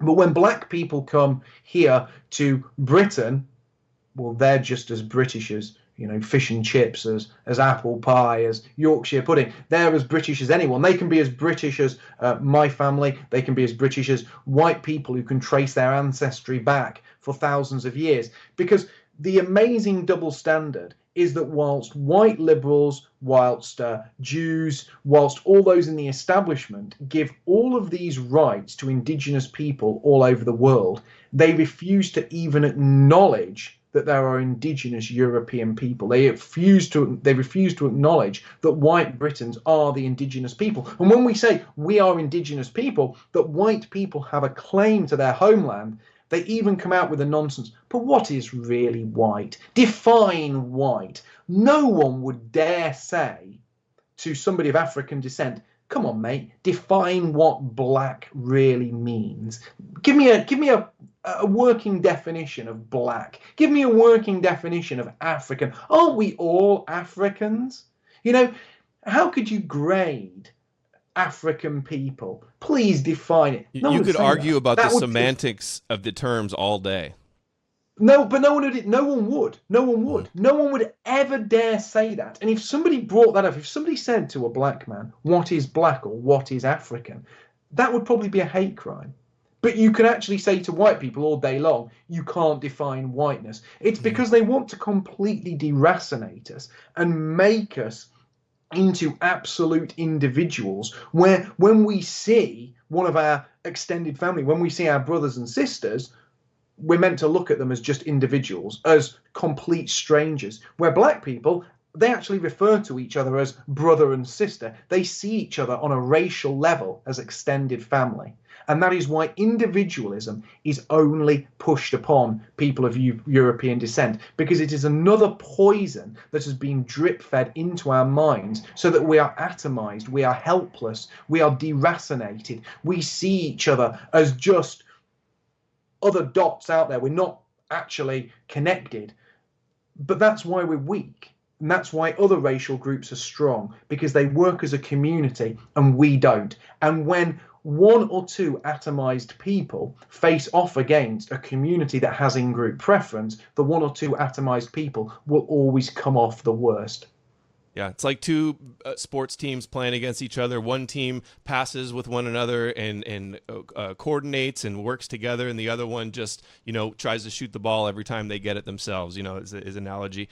And you made a good point. The double stand, or how they speak out of both sides of their mouths. They'll in one breath say, oh, white is a social construct, which, I mean, it could be argued somewhat that it is. You know, there's so many different types of white, light-skinned people, but the point is they'll say white is a social construct and whiteness doesn't exist, but then they'll also say we need to eradicate and get rid of whiteness, and that white people are evil and responsible for all the ills in the world. And exactly, just it's okay to be white posters gets, you know, police investigations and tons of articles vilifying them in the media, saying all lives matter or white lives matter is considered hate speech. Like this is the type of how low the bar is set for what European people are not allowed to do, what everyone else is just, you know, does without question. Well, exactly. We had a special day of action on Indigenous Peoples Day. We led people all over the world to put out White Lives Matter banners for the indigenous people of Europe. And these were either ignored or suppressed on social media. even though over 60,000, I think it was about 64,000 people, tweeted out about these White Lives Matter banners, it never went into the trending section. Now, stuff is trending in Britain if it has a couple of thousand tweets. But when we did that, we had 60-odd thousand tweets, 64,000 tweets about White Lives Matter, and it didn't go into the trending section because they're terrified of that kind of response. But also, you go out with a White Lives Matter banner, and it's seen by some nosy busybody who happens to be a liberal, or it's reported to some member of parliament. And again, they're talking about hate crimes. They're talking about police investigations. Can you imagine saying that any other group of people's lives matter and then suggesting there would be a police investigation? There never would be. You know, people walk down the street saying Black Lives Matter, and it's applauded. People say Black Lives Matter, and they attack police officers, and they're not arrested. People say Black Lives Matter, they burn down shops, businesses, and assault white people, and it's called a mostly peaceful protest. Me and, around 70 other nationalists go hiking, get out an 11-meter banner at the top of a beautiful hill in the English countryside, and people are talking about police action. People are talking about tracking us down and dragging us out of our homes. So we have peaceful, community-based activity out in the British countryside, and it is met with such a hostile response, yet you have black rioters doing this for so-called social justice, and the police are responding by taking a knee. The police actually get down and take a knee for these people in the UK. And they don't come out in riot gear. They don't come out with the batons. They don't come out with the helmets on. They're there in their summer patrol uniform with short sleeve shirts, their regular trousers, their regular hats, and they're down on a knee begging these people. It's absurd. But it tells you exactly what the agenda is. If you are white in Britain today, you're not a second-class citizen. You're not just a second-class citizen. A second-class citizen would be a good thing for white people. We are now becoming a hated and despised minority that are treated worse than second-class citizens. And this is all being engineered by our enemies. Because one thing we have to make absolutely clear is every minority in a Western nation is treated with kid gloves. They're given special treatment. They are looked after. They're put on pedestals. Everything is handed to them on a plate. But I will guarantee you this. When white people become a minority, the opposite is true. There will be no special rules for us. There will be no little perks. There'll be no special classes. There'll be no financial aid. There'll be no community centres. We will be despised, we will be hated, we will be physically assaulted. It will be horrendous. When whites become a minority, look to places like Haiti, look to places like South Africa. Look what happened there. The same will happen to whites in every Western nation if they allow themselves to become a minority. The die has been cast. Look at history. It will repeat itself. And the people that are ultimately engineering this mass immigration, engineering this demographic change, they know exactly what will happen. They know the fate of white people. Don't get me wrong, there are lots of people who are stupid, there are lots of people who are liberal, there are lots of people on the left who have been conned, who have been brainwashed into believing that they're doing the right thing. But those at the top, those engineering these genocide, there is no good in them. They are not doing this with a good heart. They are not doing this with some misplaced sense of altruism. They are doing this with only hate in their heart. Look at what they're doing right now in the media, saying Antifa is just an ideology. They're actually the good guys fighting the evil racist fascists. That BLM is mostly peaceful, not that they're Marxist and being riled up by the media to go cause violence to random white people out on the streets. If they're willing to say that all the media just is just so repetitively trying to put out the idea white supremacists, anti-Semites, the biggest threat in the world, the FBI, the DHS, all the media saying this, and then the white supremacists want violence around the election. Meanwhile, we just saw all the videos from DC the other day of all the white people getting beat up by, BLM, and Antifa, and then they'll still spin it and say it was the white people's fault. White Trump and his white supremacists and his Klan rallies. Meanwhile, he's just been a pawn of Zionist power his whole presidency. Well, the interesting thing that you have here is the media, the deep state, the establishment have been constantly building up this spectre of white supremacism, of far-right terrorism, of violence from the far right, from white people. And this largely doesn't exist. You never see this. You don't see this violence. It's something that the media have created. So on one hand, you have this media creation that's in their mind, that's being talked about, but no one actually sees because it never takes place. And on the odd occasion when something does happen, like there's a little bit of a flare-up of violence at Charlottesville, or like they let Antifa attack people that were trying to defend the removal of a statue, which look what happened a few years later, just statues all over the place being brought down. Exactly. But once they make up this imagined threat of white supremacists, the far right terror, this is all invented. They've invented this. There is actual terror. There is actual violence. There is actual horrors taking place on the street. And this violence, these horrors, this rioting, this thuggery takes place at the hands largely of a group called Antifa, who they deny exists. Antifa is an idea. It's not a group. It's not an organization. There aren't people. It's just an idea. So the white people, white terrorism absolutely exists. It's absolutely real. It's an absolute threat. But there's no actual data to back this up. But those people you see rioting on the television, those people burning down shops, those people attacking people, you can actually see with their own eyes. They don't exist. This is 1984. This is a guy stood in front of you saying, how many fingers am I holding up? And you say, four fingers. And he beats you in the head and says, no, there's 5. And he keeps beating you until you say 5. That's exactly what this is. And at one time, you've got to hand it to the media. The media used to spin a yarn quite well. The media used to create a narrative that was carefully crafted. And it was quite difficult for the public to see through this.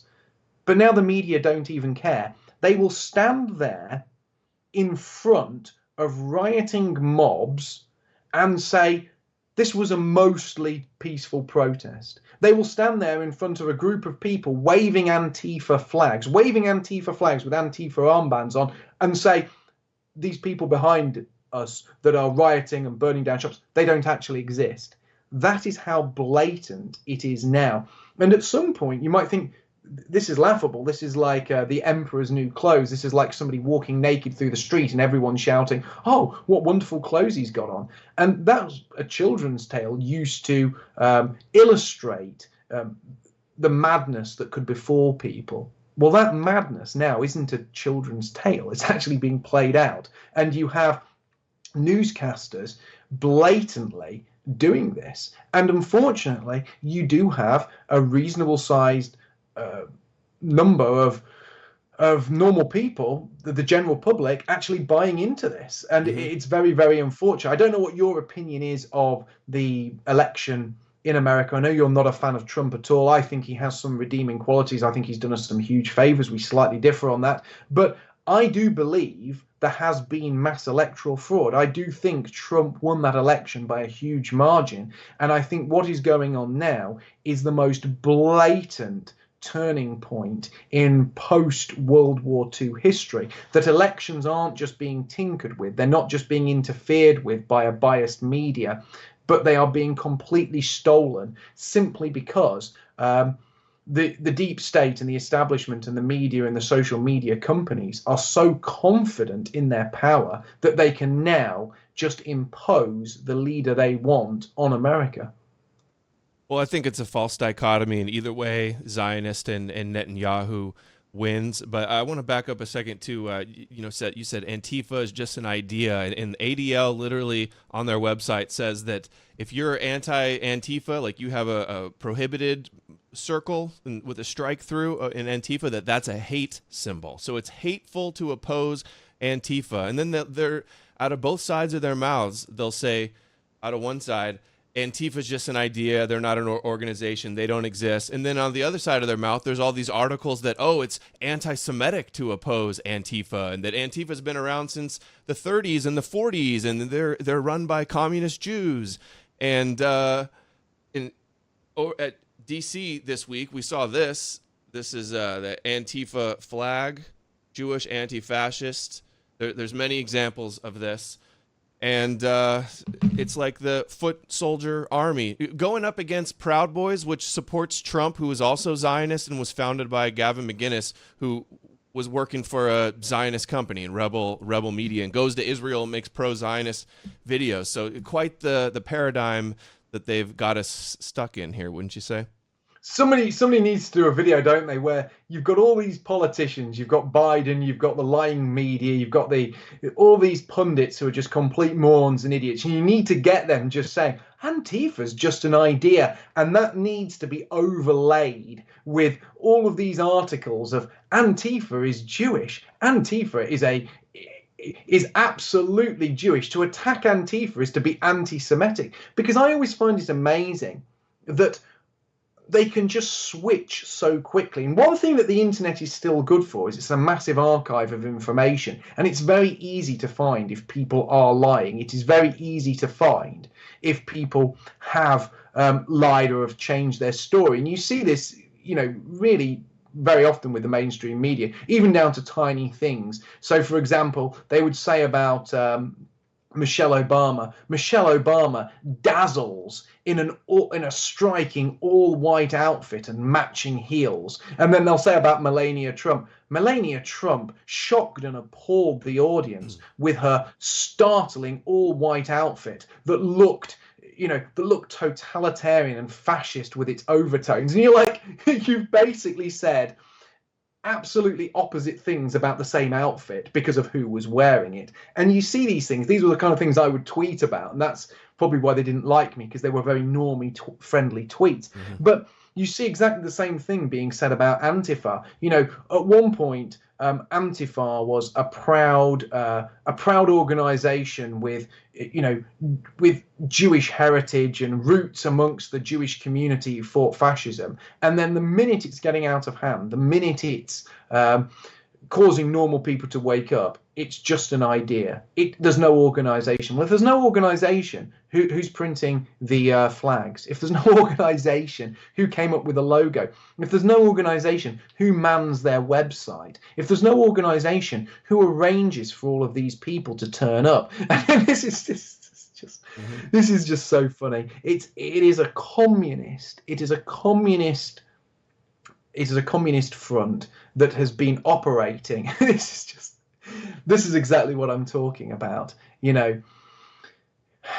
This has been going back to the 1930s. This group has existed. These were the people who, in Germany in the 1920s, before that, in the 1920s, when a certain German organization was out trying to prevent child pornography being sold on the streets of Berlin, when a certain German organization was attempting to prevent a complete communist insurrection in Germany, Antifa were the group fighting for the rights of paedophiles to sell child pornography. And now they're doing much the same thing, because Antifa are the ones that support every degenerate anti-white front in the world. And you see this quite openly.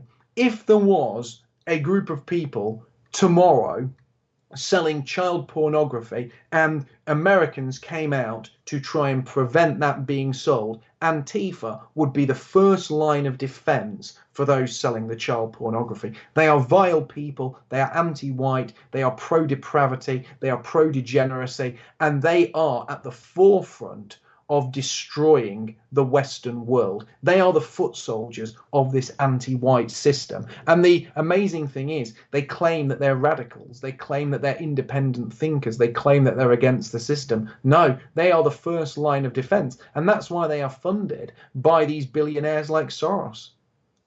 Yeah, and who knows who else is involved with backing them. Obviously, all the media supporting it. The ADL connections. So you know, I told you an hour and a half, but you told me you'd go to 2 hours. I'm enjoying the talk, and so we'll probably go a few more minutes. And I wanted to share a couple more things from you and get your thoughts on this. I'll go through it real quick. This is Exodus 17:14. This talks about Amalek. That's the biblical nemesis of the Jews. It says, I will utterly put out the remembrance of Amalek from under heaven. They want to completely erase Amalek, who they compared Amalek to Germany before World War II started. Remember, there was books, Germany Must Perish, this idea that they have to get rid of Germany and then there will be peace on earth. This is the same concept. Get rid of Amalek and Edom, and then that's when the Messianic age will come and there will be peace on earth. They want to erase not just demographically, but the history that you ever existed. And just recently we saw how many statues they were targeting in Europe for anti-Semitic leaders, which says a lot that people that ended up in statues were opposing world Jewry. And then here's something else too. There's your nice gravestone up on Twitter. It's nice that they leave that up for the remembrance. Yeah, just to remind everyone. And when you do get your account suspended, it tells you that you're currently suspended, and it's really horrible because you go to your account and you slowly see every picture and every tweet sort of disappearing. It's like they're erasing everything that you've ever done, and you have these tweets that have been seen by, in some cases, just single tweets seen by millions of people, you know, retweeted by Ann Coulter, retweeted by Donald Trump Jr., all of it gone, all that hard work destroyed, but a little lasting memento that your account is suspended so that everyone can see that is what happens to people who dare oppose the current narrative. And the current narrative is that elections can never be tampered with. We were talking about how blatant the mainstream media are. Well, for 4 years, the mainstream media tried to fool the American people into believing that the previous election, the 2016 election, was tampered with. It was tampered with by Russians. It was tampered with by Putin. Russian memes swung the election. That these nasty Russians were trying to steal the American election. And now, I think there's some truth to that, Mark. You got to think of global Jewry, Chabad Lubavitch, Putin and Bibi allies trying to get Trump elected. I think they were both involved. What do you think about just out of interest? But they're only allowed to talk about Russia, and they completely ignore the arguably larger Israeli role. That definitely larger role. What do you think though about Trump unfollowing Netanyahu? I thought that was quite funny when Trump realized that his greatest ally had in fact stabbed him in the back. I bet that hurt. Netanyahu stabbed him in the back a couple days before that too. They were on the phone and it was recorded, and Trump was like, "Oh, like we got the Abrahamic Accords, the best deals ever. You think Biden could have got those deals?" And instead of saying yes, Netanyahu was like, "Oh, well, we appreciate any American that wants peace." And he's just hedging his bets for his own political reasons. He's already walked it back, saying that he's not going to say President-elect Biden, but he also, I mean, it's true. Biden is a Zionist. He says he's a proud Zionist. He goes and grovels to AIPAC.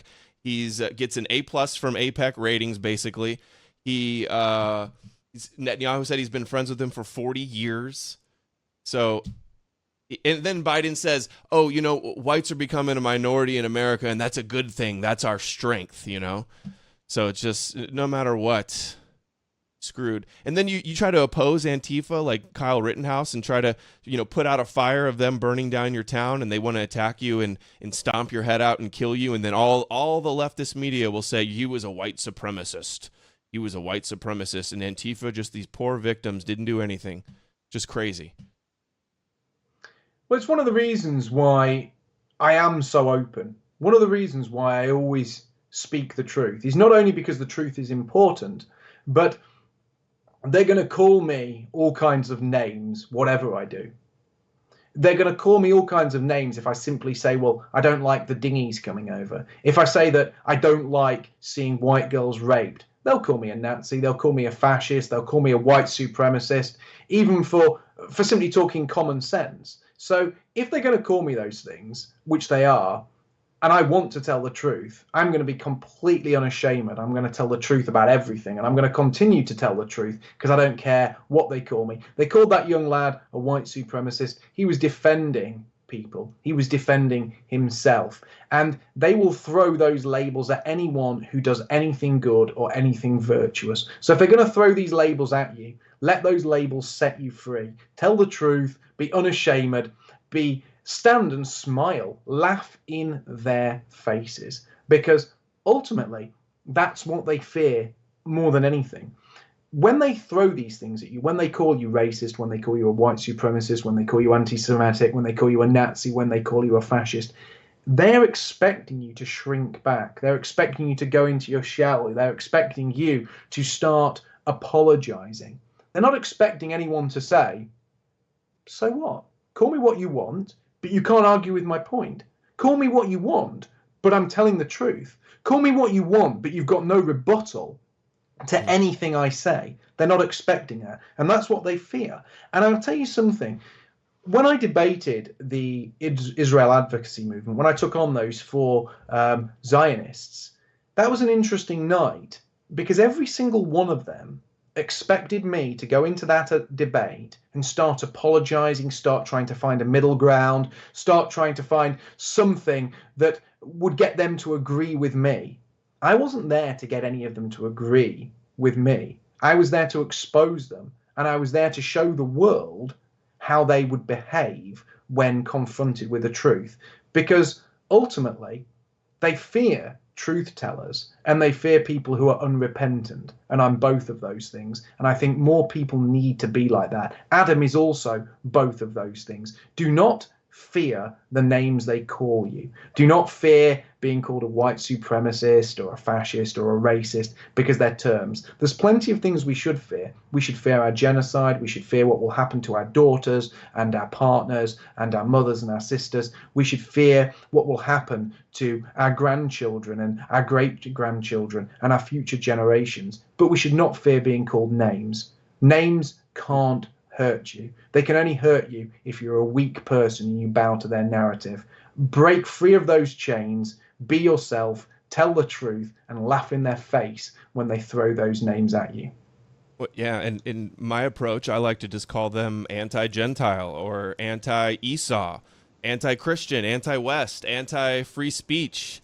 I don't really get, I haven't been called, knock on wood. I usually just get anti-Semitic conspiracy theorist or Jew hater is what they'll say. Those terms. I don't really get the white supremacist. It might be because I'm so often exposing how they're the true supremacists. Like, it's their religion that they're chosen by God, and that the nations are supposed to serve them or be destroyed as Amalek. It's not me that wants to oppress other people, and that it's not my 2% supremacist tribe that has attained all these powerful, influential positions and can control the media and the internet and this kind of stuff. It's not me that wants to oppress or rule over other people. It's them. It's their religion, and you can, and their actions and their basically results in a large degree. So, they're all about inverting reality and projecting their hate for us onto them. And so much of it goes back to Jacob and Esau, and the scapegoating of Esau and the deception. Scapegoating and deception are 2 of the fundamental principles of the character of their patriarch, Jacob. And they follow this as an instruction manual for the real world today still. I like what you said there about inversion. They call hate love and they call love hate. And that's the ultimate truth about this. We love our people and we want to protect them, so we're haters. They hate our people and want to destroy them, and they call that love. And they play on our misplaced sense of altruism so that we embrace the hatred that they have rebranded as love. But ultimately, that'll be what destroys us. And ever since they sort of indoctrinated us with this idea of love everyone, open your arms, open your hearts, open your homes, your towns, love your enemy, your cities, turn your the other nations. cheek.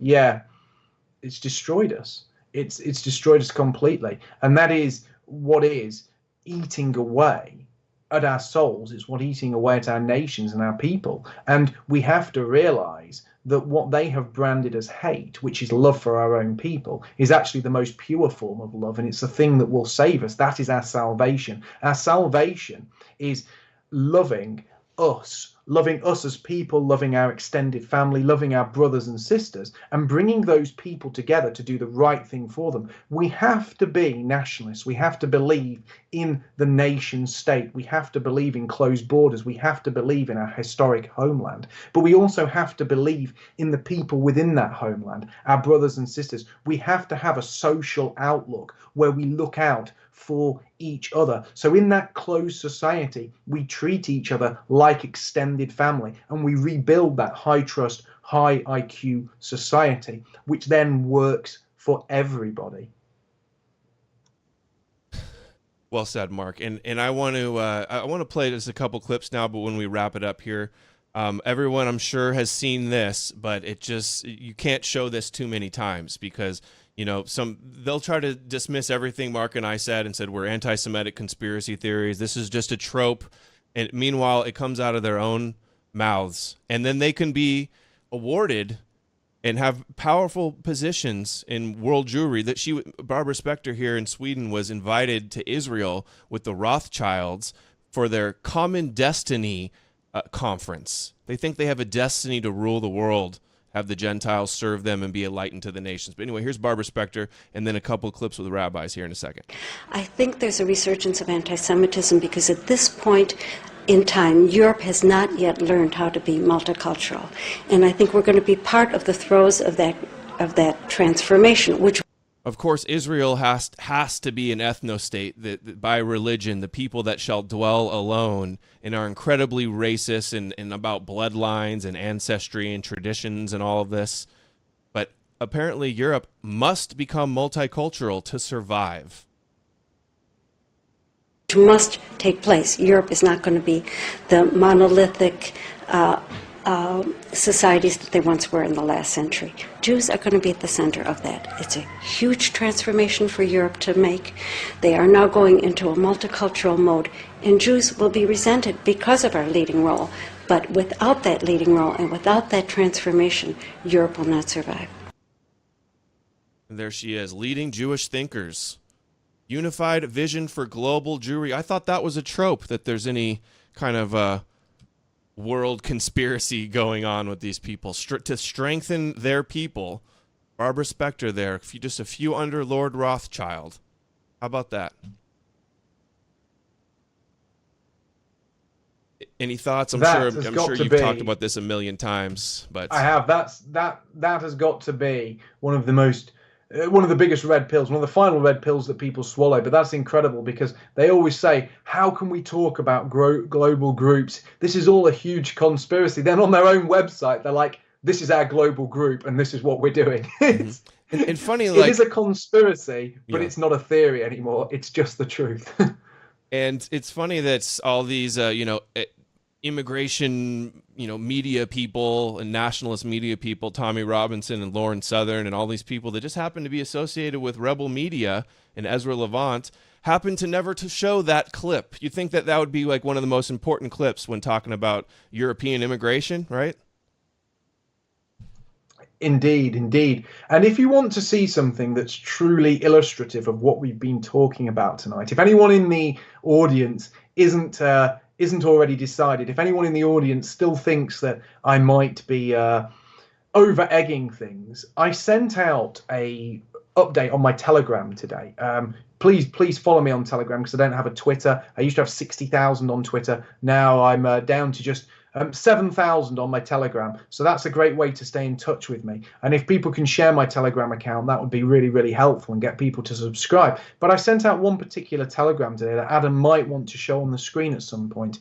And it is it's an image of England under-17 football team. Now, obviously, football is something which is, they call it the beautiful game. It's quintessentially English. It is something that originated in England and has been a very, very popular export. But if you look at the England under-17 football team, that tells you everything you need to know when we say the demographics is destiny.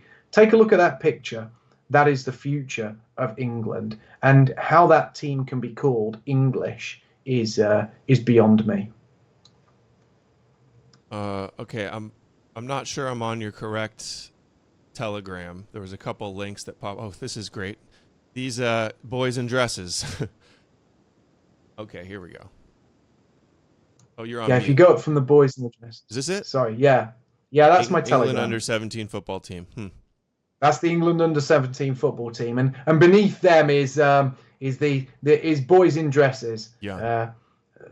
This is a popular. When I say popular, I say that with a certain degree of sickness in my mouth. This is a popular book for boys in England. It's called The Boy in the Dress, and it's about a boy who wants to come to school wearing a dress, and he's the hero. He's the hero of the book, the hero that scores the winning goal in the football team, and everyone loves him, and everyone thinks it's good for him to wear a dress, and they all stand in solidarity with him and wear dresses to school as well, because the teachers and the people that don't want him to wear dresses are terrible. Look at that. How disgusting. So the white boy, he's the boy in the dress, but the strong alpha boys, they're the England under-17 football team. Well, I could get into some of Bjerknes's work about how the androgyny LGBTQ agenda connects to Kabbalah and some of their end times beliefs, but that'll definitely have to be for another time. Just if we could real quick play this clip, because I don't know if you've seen this one before, and I haven't played it many times. This is a rabbi here. Generation after that is Esau and Jacob. Ishmael is the Arabs, cousins. Esau is the Christians, Edom. שני אלה ראשי אומות העולם, זה הראשים, משם זה התחיל. לכן דרך אגב כתוב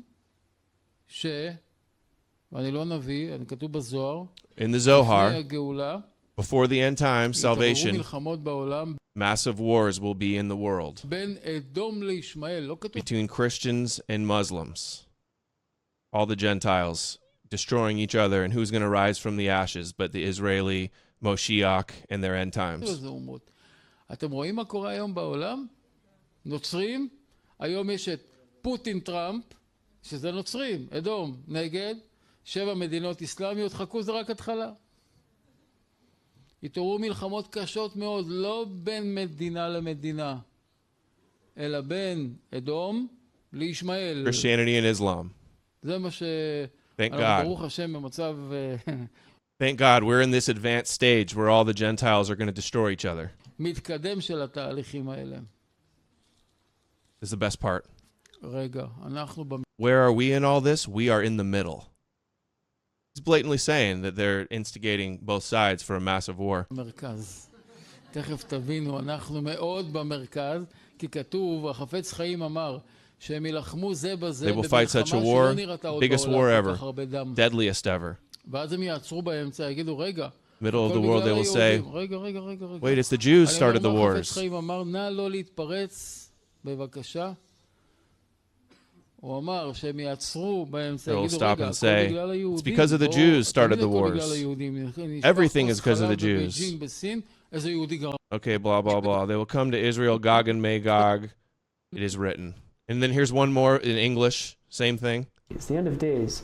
You're going to need the iron of Esav, which represents Edom, which is the West, Europe, and the Americas. Esav is Esau. He just says it differently. To get intermixed with Ishmael, which is basically Arabs and Muslims. How in the world was this ever going to happen if not for this refugee crisis? At the end, how, he's saying it's a good thing that the Ishmael and Esau are going to be mixed, and that Ishmael is going to conquer Edom. So the Arabs are going to conquer Edom, which we're seeing in Europe. He says the refugee crisis is good. Who caused that problem? A lot of the Zionist wars in the Middle East, right? At the end of days, you're going to have this intermixing between Esav, Edom, which is the West, and the East, which is the Muslims and the Arabs, making this through this influx into the world. And they're going to have children, I don't want to say by the dozens, but they're going to have a far larger birth rate than the indigenous people there, and they're going to sort of conquer by number. And there are many different sources for this. One of them... Okay. And then rabbi after rabbi example of this. Edom, America, the West, the Christian West, like the new Rome, will be destroyed. And they want vengeance. Their religion is about we're persecuted and then we triumph with our vengeance and retaliation. That's what Islam is going to do. Islam is the broom of Israel. You have to know it. Now, one more on Esau. I mentioned this on your show. And are you okay to go another minute? Yeah, sure. Let's go for another You minute. got to pee. I got to pee too. I don't know if you do, but here, this is the same ideology, it's the same religion, except she's a black Hebrew Israelite. So she's adopted the same views as the Jews. Listen to what she says about Esau here. Your people are going extinct, and that's why you're mad. You can't procreate. That's what eugenics was about. That's what eugenics, the Darwin theory. Because y'all know the truth. I've been waiting to say this. I've been waiting to say this all my life. You're mad because only black people have the genes to procreate. And y'all know the truth. You come from me. A black person can make any color in Africa white with blue eyes and blonde hair just like you. Have a twin. One my color and one your color.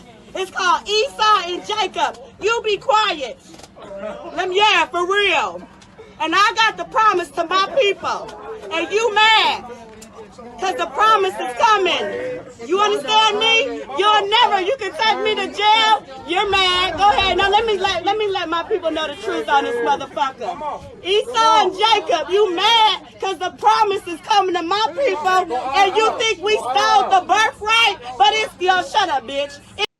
It's coming to us. Okay, so here, Esau, Jacob, they have the birthright. You're going extinct. This is the same thing that the rabbis believe, just they're not, she has her own way of delivering the message. Have you seen that one before, Mark? I haven't seen any of the. I haven't seen that one. That one's definitely new to me. I've seen bits of the other rabbi stuff in your videos, but that one, yeah. I had not seen that one before. Well, anyway, just kind of, we talked the whole show, and I just wanted to show a little bit of proof of the things I was mentioning, that we're not making these things up. In fact, there's so much evidence of this, it's hard to even cram it down in something that people will watch. But anyway, I wanted to share that with you. Any final thoughts on that, or ready to wrap it up?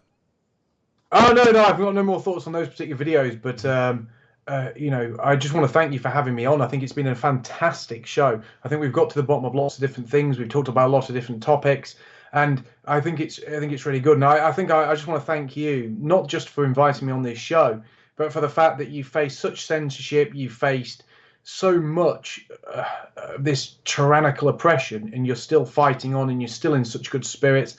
And it's an absolute pleasure to know you and to be able to work with you like this, Adam. You're a real hero of our movement, and I just want to thank you from the bottom of my heart for doing what you do. Thank you so much, Mark. Likewise. And I thought it was a great talk. Thanks for coming on. Sorry about the ban from Twitter, but this is just what we're up against.